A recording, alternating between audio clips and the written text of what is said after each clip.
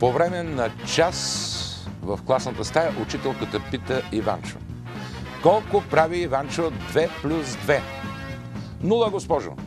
Глупости, Иванчо. Грешно смяташ.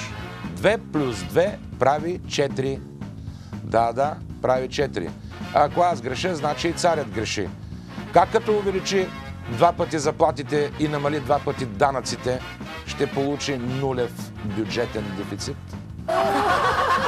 По време на пътуване във влака, в едно купе седят редом една възрастна жена, една бабичка и до нея нафарцунен млад мъж с дипломатическо куфърче и със скъп костюм.